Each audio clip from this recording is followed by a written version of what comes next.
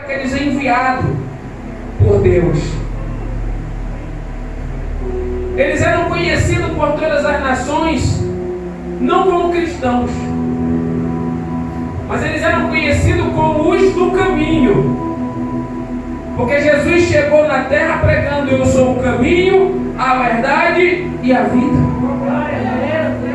Aqueles que iniciaram a igreja de Cristo, a qual o homem chama de igreja primitiva, eles não eram conhecidos como cristãos, porque o verdadeiro cristão, ele não é conhecido pela crachá que ele carrega no peito, ele não é conhecido pelo título a qual ele carrega como nome ou sobrenome. O verdadeiro cristão é conhecido pelos teus feitos, pelo teu testemunho. Jesus, ele disse: a árvore se conhece pelo fruto. Ah, mas parece uma laranjeira, mas depois que cresce, quando bota o fruto, é um pé de limão, é um pé de lima. Espera ver o fruto. Ah, parece cristão. Não, espera para ver. Quando nós lemos os livros históricos da primeira época, do primeiro século cristão,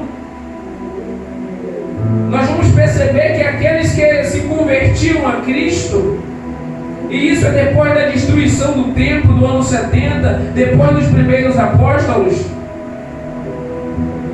nós vamos perceber que quando eles se convertiam a Cristo, havia um rigoroso processo que eles passavam até serem aceitos como cristãos. Hoje alguns ministérios fantasiaram 2 meses, 3 meses, para depois apresentar como membro do ministério. Mas quando nós lemos nesse livro, nós vemos que eles ficaram anos, 1 ano, 2 anos, até 3 anos, até serem aceitos pelos cristãos, porque os cristãos temiam ser somente um impostor, um inimigo querendo saber os locais onde eles se reuniam, temiam ser alguém enviado lá de Roma somente para saber os locais onde eles se reuniam. Hoje eles pegam textos isolados da palavra de Deus: ah, não julgue para não ser julgado. Mas a palavra de Deus, ela diz: olhai o que se diz irmão e for avarento, não se sente com ele nem para uma refeição. Os primeiros cristãos no primeiro século examinavam com quem caminhavam,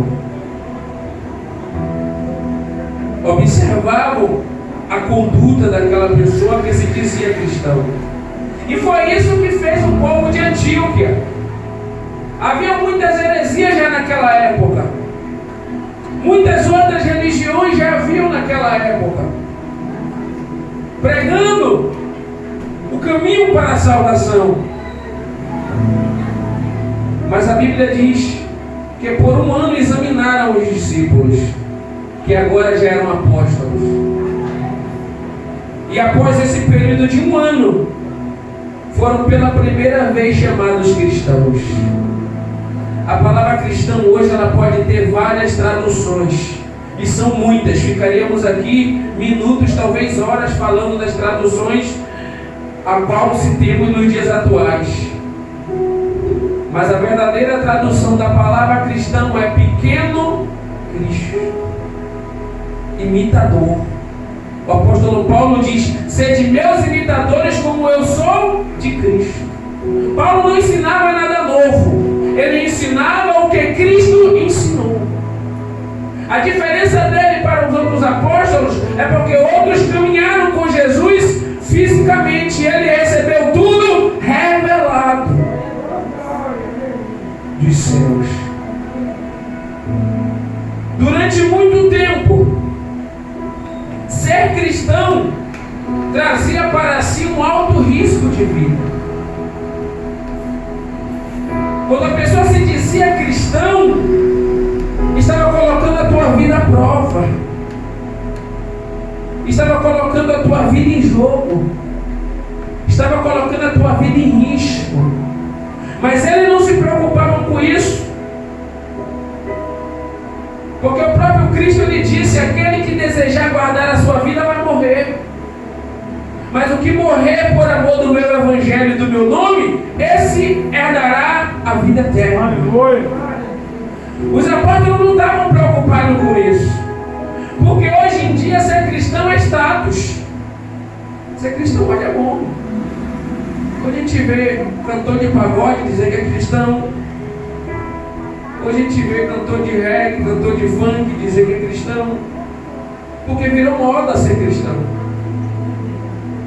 Hoje nós vemos apresentadores de televisão que se dizem cristãos. Mas e a conduta dele? Não estou aqui falando de doutrinas ministeriais, porque isso aí é heresia criada pelo homem. Nós seguimos a palavra de Deus revelada, sem ata ministerial, sem regimento interno criado por homens. Mas a graça não é sem lei. A graça a qual Deus nos entregou por intermédio de Jesus Cristo, há uma lei, não é mais a de Moisés, agora é a lei de Cristo. Jesus ele disse: um novo mandamento eu vos dou. Há mandamentos também, não são mais os 10 que Moisés deu, mas são os mandamentos de Cristo. Há leis e mandamentos para a graça. Mas hoje ser cristão traz status para você. Não, os verdadeiros cristãos vão passar perseguição. Mas os nominais, aqueles que só são de nome, são agradáveis com todos. Agradam o mundo, agradam religiosos, misturam o profano com o santo. Ser cristão hoje é moleza, não corre risco de nada, não é assim? É por isso que nessa noite, que viemos aqui para adorar a Deus e aprender com a tua palavra, vamos ver à luz das Escrituras o que é ser um verdadeiro cristão. Vamos usar alguns textos da palavra de Deus, porque são inúmeros. Já foram ditos aqui alguns já nessa noite. Será, meus queridos amados irmãos, que ser membro de uma denominação nos faz cristãos? O simples fato de eu ter um crachá, uma carteirinha, o simples fato de eu ter meu nome lá, escrito lá no livro ministerial, andar com a camisa do ministério, vestir a farda do ministério, será que isso é suficiente para me tornar cristão?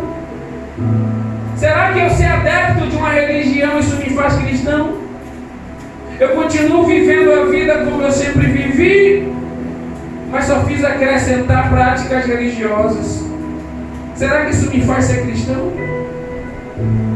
Os meus caminhos continuam o mesmo durante a semana toda, mas domingo eu estou lá na igreja, ouvindo o padre, ouvindo o pastor, e muitos ouvindo até a pastora, bispa e apóstolas. Não é assim? Será que isso é suficiente para me fazer cristão? Será que o fato de eu ser frequentador não perco o culto? No final do ano eu quero um presente do pastor, porque eu não faltei nenhum culto. Será que o simples fato de eu ser frequentador me faz cristão? Estou ali no meio de verdadeiros cristãos, será que isso vai me fazer cristão? Com certeza não. Isso não é ser cristão. No máximo se torna um religioso aos olhos do homem. Porque aos olhos de Deus, a única religião que é santa e imaculada para Deus está lá em Tiago, capítulo 1, versículo 27. Acolher os órfãos e as viúvas nas suas dificuldades e apartar do mal desse mundo. O que está fora disso é invencionice humana. O que está fora disso é falácia do homem, é criacionice do homem. Será que o simples fato de eu adotar hábitos saudáveis me faz cristão? Entrou para a igreja, parou de beber. Eu tenho amigos que não são cristãos e nunca beberam. Será que esse simples hábito? Não dá um palavrão. Eu tenho amigos que não são cristãos e não dão palavrões, não falam palavras torpes. O próprio rei Salomão, ele vai dizer: há ímpios com obra de justo e justo com obra de ímpio. Mas tudo isso é verdade. Vaidade de vaidade. Então, quais são as evidências de que uma pessoa ela é de Cristo?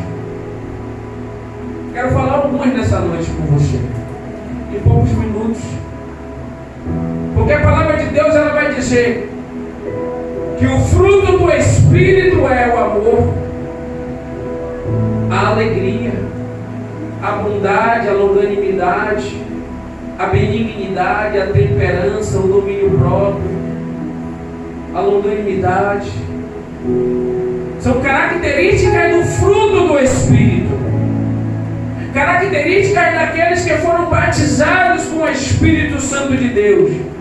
Não é o falar em línguas, rodar, cortar o laço, não, nada disso. Até porque o dom de línguas é somente um dos dons dados por Deus. O apóstolo Paulo ele diz: todos nós somos batizados no Espírito, mas nem todos falamos em línguas, nem todos somos apóstolos, nem todos somos pastores. Deus dá dons a cada um separadamente, e a palavra de Deus diz que é para ser de maneira proveitosa para a obra de Deus.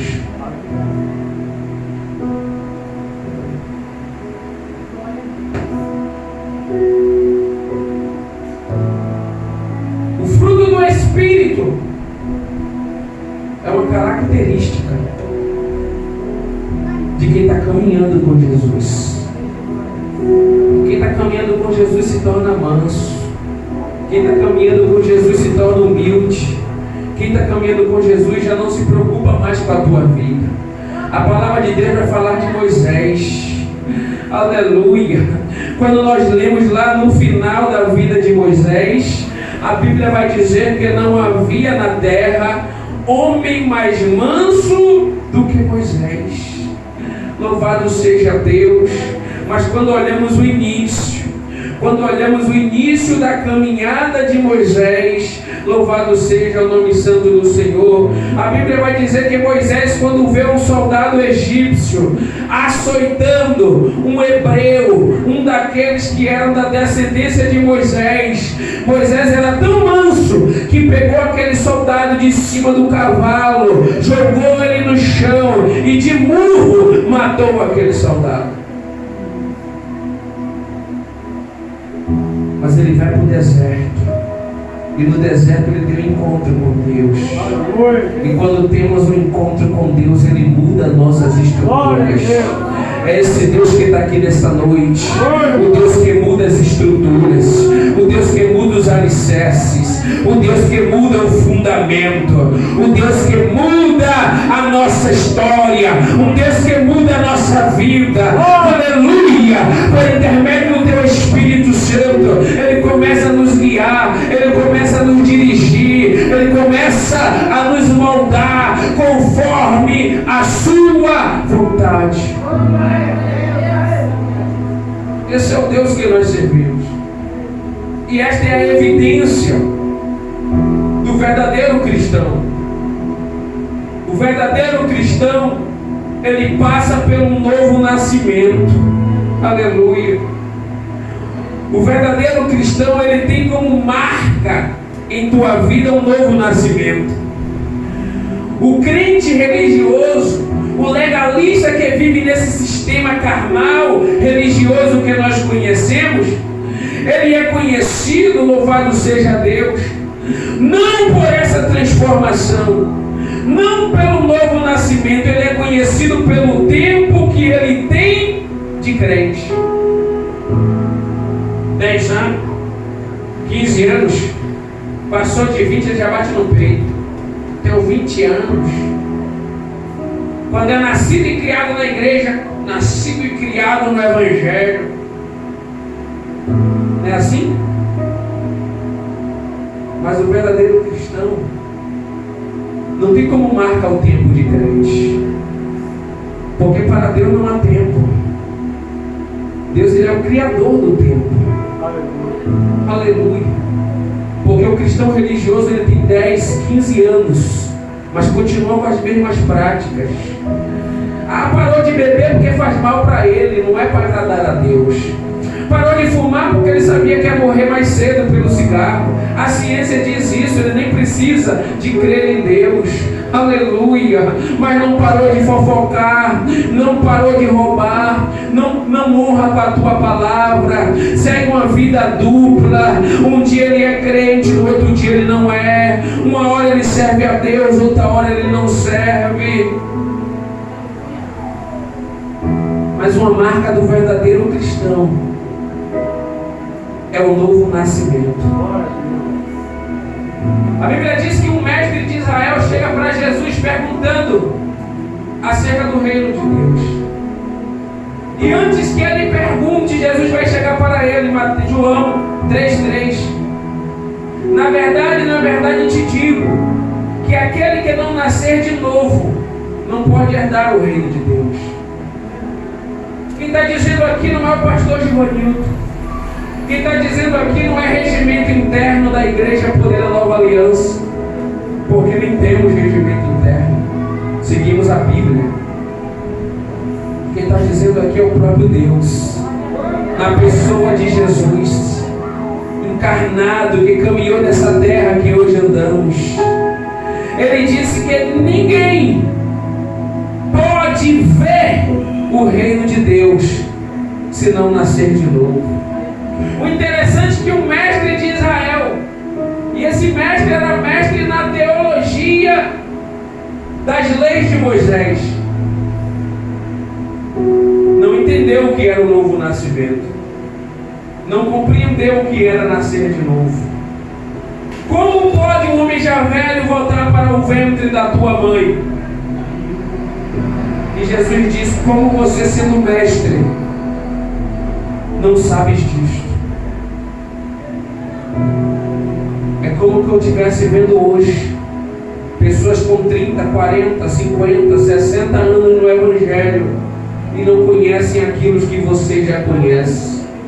Porque quem revela é o Espírito Santo de Deus. Não é cursos teológicos, não é diplomas que revela, não é crachá, não é títulos eclesiásticos, não é no muito ler. Muitos batem no peito e dizem: eu já li a Bíblia 20 vezes, 10 vezes, 15 vezes. Não é no muito ler, mas é no quanto você busca uma vida santificada na presença do Senhor. Aí o Espírito Santo começa a revelar. A palavra de Deus, ela diz: aquilo que era oculto aos antigos, para nós foi revelado por intermédio de Jesus Cristo.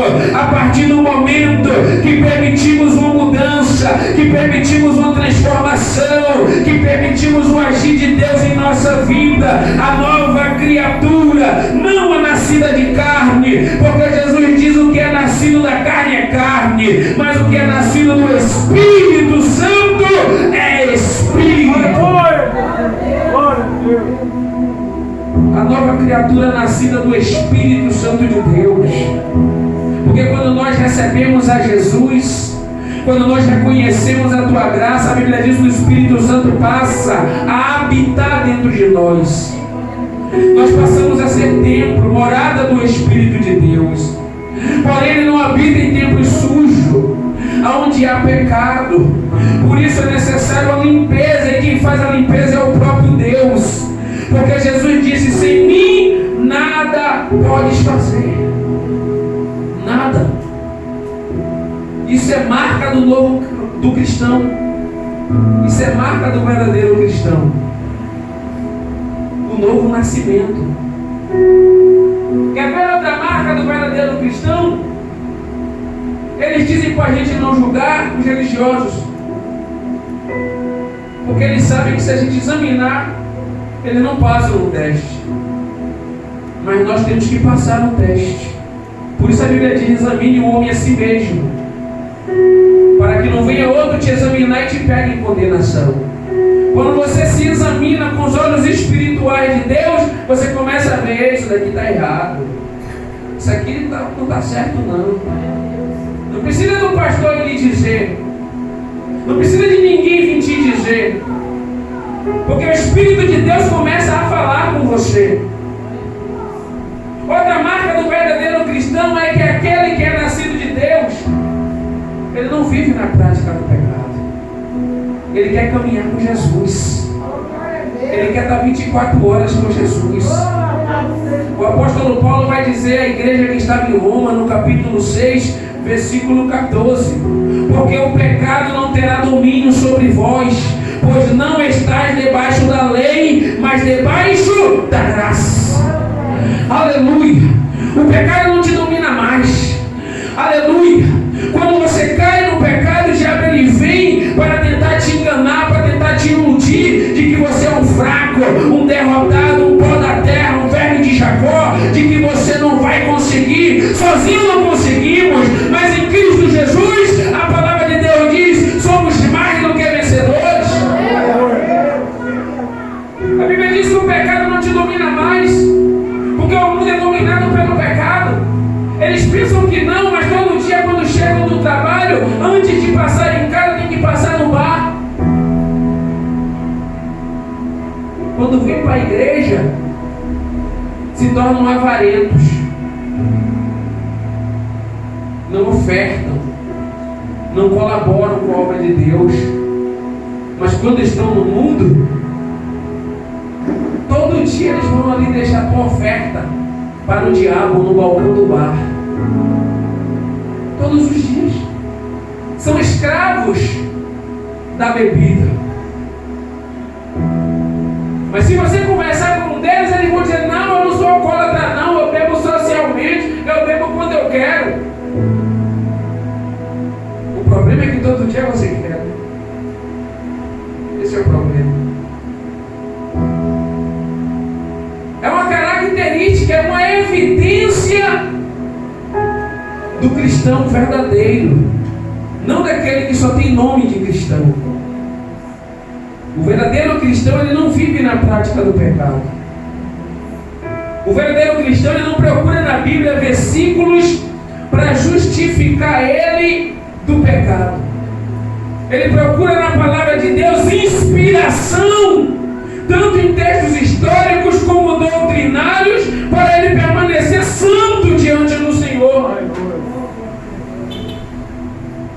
Não, a Bíblia diz que Elias era homem sujeito às mesmas tentações nossas, mas ele orou segundo a palavra dele e Deus mandou fogo do céu. Ele orou segundo a palavra dele e ficou 3 anos e 6 meses sem chover. Então também eu vou orar em nome de Jesus e não vou cair mais nesse laço do diabo. É assim que temos que ler a Bíblia, aplicar ela para a nossa vida.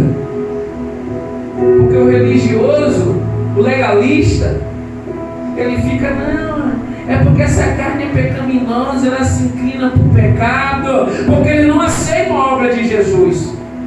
Eles até creem em Jesus, mas creem também no óleo que dizem que é ungido. Creem em uma campanha. Eles até creem em Jesus, mas também creem que tem que se sacrificar, subir no monte a meio-dia, no sol quente, porque sem sacrifício não há bênção, sem sacrifício não há vitória. Ele não crê único e exclusivamente na obra de Jesus, como manda as Escrituras Sagradas. Mas eu glorifico a Deus, que aqui tem um povo que recebeu essa graça. Aqui tem um povo que faz parte do corpo espiritual de Cristo, que vai subir para os céus. Aleluia! Louvado seja Deus, que não se permitiu ser corrompido pelo sistema religioso, que não se permitiu viver escravo das práticas do mundo, obras prazerosas, porque trazem prazer para a carne, mas traz a condenação eterna para a nossa alma.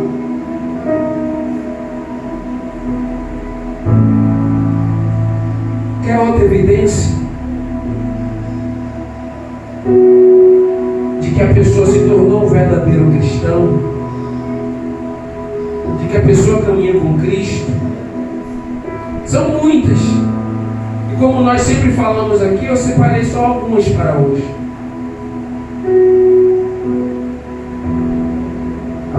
Deus,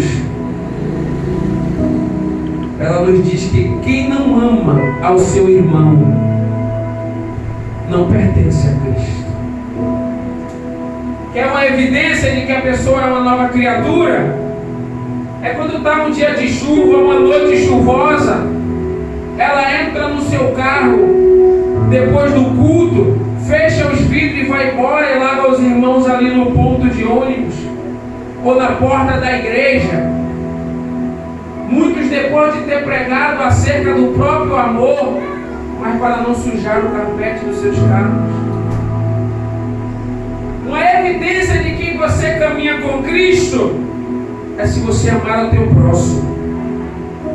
Jesus, ele disse lá em 1 João, capítulo 4, versículo de número 20 em diante. A palavra de Deus, ela diz: se alguém diz, eu amo a Deus, e odeia seu irmão, é mentiroso. Ama a Deus, mas não fala com o irmão biológico, você é mentiroso. Ah, pastor, você não sabe o que ele me fez. Eu posso não saber o que ele te fez, mas eu sei o que diz a palavra de Deus. A palavra de Deus diz que se você não ama ao teu irmão e diz que ama a Deus, você é mentiroso.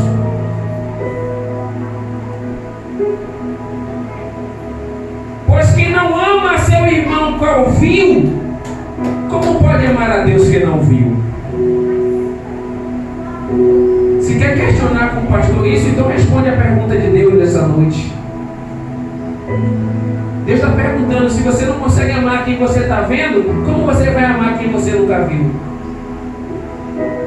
Se alguém tem uma resposta para isso, eu quero ouvir. No versículo 21 ele vai dizer: e dele temos este mandamento. É mandamento de Cristo, não é mandamento de Moisés, é mandamento de Deus. Que quem ama a Deus, ame também a seu irmão. Aleluia. O apóstolo Paulo, ele vai dizer: não devei nada a ninguém. Tem gente que tem nome sujo e não está nem aí. Não, meu filho, se o teu nome está sujo, vai orar a Deus, vai pedir a Deus condição para limpar teu nome, porque está devendo sim, está devido ao governo, a SPC, a Serasa. Tem gente que deve ali ao Zezinho da padaria, ao Zezinho da quitanda, ao Zezinho ali da mercearia. Quando eu tiver, eu pago. É porque eu não tenho. O apóstolo Paulo diz: não devei nada a ninguém, a não ser o amor, porque Cristo nos amou. Isso é impagável. O apóstolo Paulo está dizendo: por mais que ele te faça mal, deva sempre o amor. E o que é dever o amor? Você tem que estar sempre orando por ele. Ah, pastor, mas a ira que está dentro de mim é tão grande que eu nem consigo orar. Não, meu filho, é ao contrário. Ore que a ira vai passar. Jesus ensinou isso. Jesus, ele disse: orai pelos que vos perseguem, bendizei o que vos maldizem, orai pelos vossos inimigos, e assim verão. É assim que verão, disse Jesus, que sois meus discípulos. Aleluia.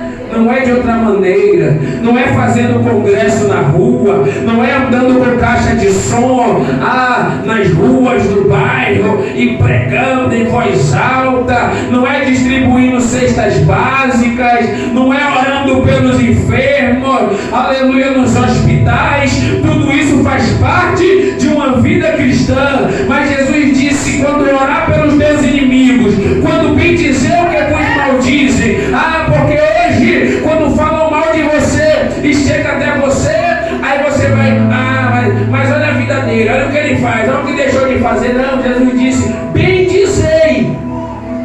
Ele vai falar mal de você, mas você só vai falar bem dele, porque cada um dá o que tem, e nós temos a paz de Cristo, que excede todo o entendimento do homem. É por isso que o mundo não cumprimenta ninguém com a paz do Senhor, porque ele não tem essa paz.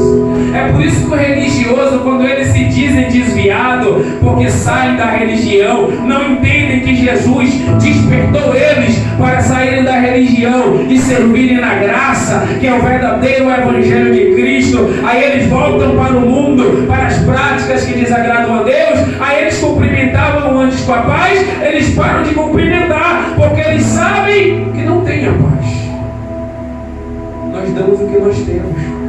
O vizinho atribulado, ele vai lhe atribular mesmo. Você que tem a paz, você vai dar a paz a ele. Que Deus te abençoe. Me perdoe.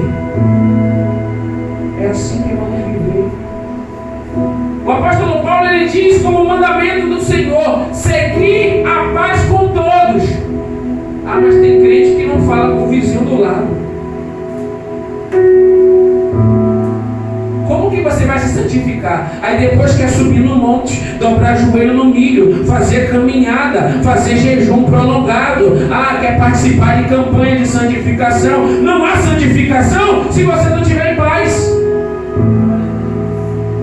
A Bíblia diz: seguir a paz com todos e a santificação, sem a qual ninguém verá Deus.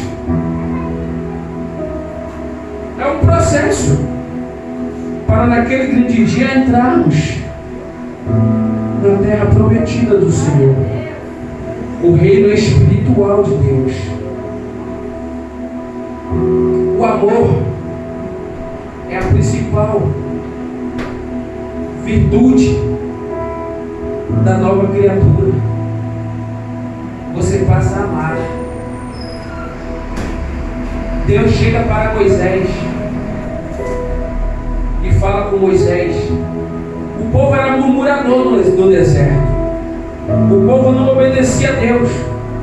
O povo não honrava o Senhor. Deus chega para Moisés e fala para Moisés: Moisés, eu vou matar todo esse povo. Eu vou destruir todo este povo. E de você, Moisés,